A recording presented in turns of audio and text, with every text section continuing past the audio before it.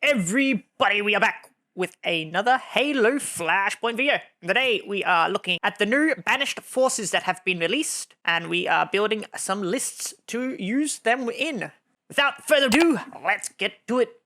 As a super quick refresher on list building, it was first introduced in late 2025 with the Wargames expansion, and has since been updated with the new banished forces. It replaces the original rulebook's drafting team mechanics. You build teams based on points, usually 200, but it can change based on what you want to do. You purchase models, then upgrades and weapons and things like that as you go. Here's a quick table. I'm not going to go through and read it for you, but you can read that if you need to. I already went through this in my first list building video, so I'm just going to get straight into my new lists. The first list, Shadows of the Bloodstar. So I'm going to go through and lay out the list, and then I will talk about my thoughts behind the list after. So the first model we are taking is a Brute Captain with a Hydra for 60 points and a health pack for 3 points. Then we're getting a Brute Captain with Ravager for 58 and a health pack for 3. Finally, we get a Brute Chosen Warrior with a Sentinel Beam for 43, a Brute Shot for 14, and a Grapple Shot for 3. So our total at the moment is 184 points. We then get some fire team upgrades with a 1 command dice permanent upgrade for 10 points and a D8 dice single use for 1 point. We round it out with a Rampage Special Order. So the Rampage Special Order basically lets a wounded model that has 2 wounds get a +1 to their sprint action, but they must charge using that action. And when they do charge, they get a reroll 1 when they make that resulting fight test, for a grand total of 199 points. So, the Bloodstar is an elite special operations unit within the Banished, composed of warriors celebrated for their exceptional battlefield success. Trained to hunt down and eliminate Spartans, their structure is designed to foster internal competition, giving members a path to ascend to the rank of Hand of Atriox. This list is designed to maximize command dice, with a total of 6 command dice. Because you start with base 2, you get 1 from the Captain, 1 from the Captain, 1 from the Chosen, and you got that 1 extra. So that's 6 total. That should usually give you some pretty good versatility with command dice. You should pretty often get at least 1 of each.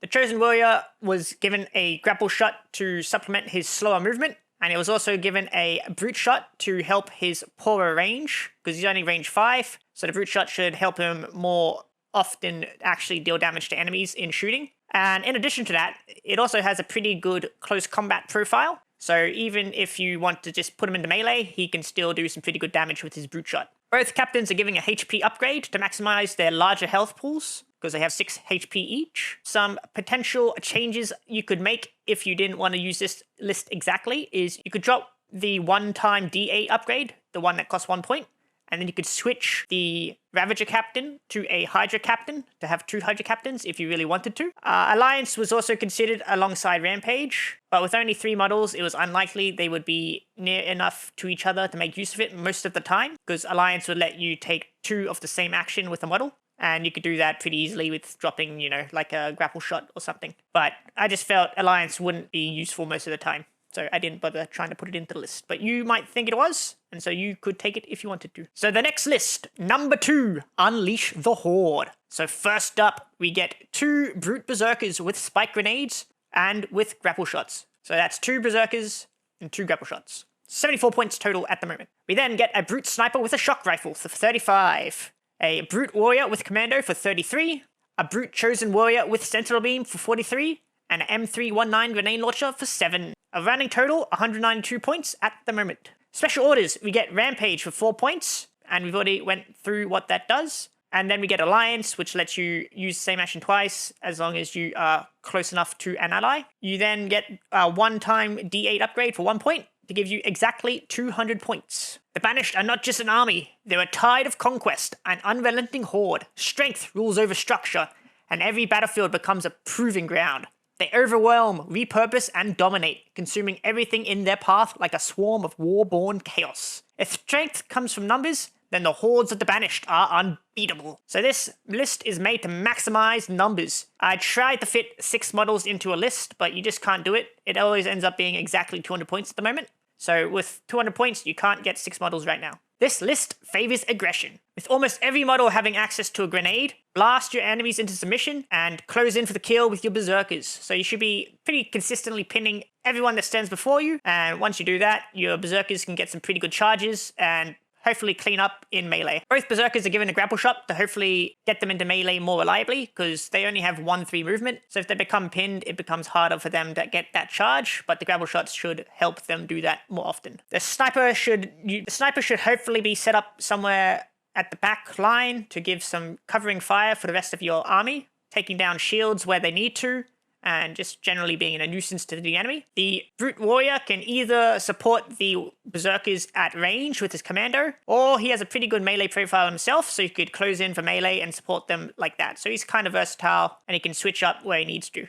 As before, the Chosen Warrior is given a grenade launcher, just to help supplement his, 5+ shooting. And he also offers 1 point of tactician for your army, which is always good to have. Along with Rampage, Alliance is taken for this list because you do have 5 models now, so it is a lot more likely you'll be able to make use of it. Some potential changes: you could drop the Alliance for 3 points and spend them on any upgrade you want. That could be a HP upgrade for your Chosen Warrior, or it could be maybe an active camo for your Sniper to safely get him into his sniping position before he starts shooting. Next list, number 3, Hand of Atriox.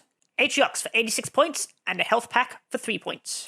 Brute Captain with a Ravager for 58 points. Sangheili Mercenary with Energy Sword for 49 points. Grand total 196 points. That's right, it's a lot of points for this one. Then you take the Special Order Rampage for 4 points, for a grand total of 200 points. I honor his memory each day.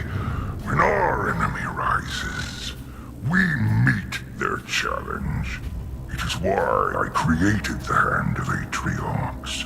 I found the best, the cruelest, the most efficient killers in the universe, and taught them how to be better.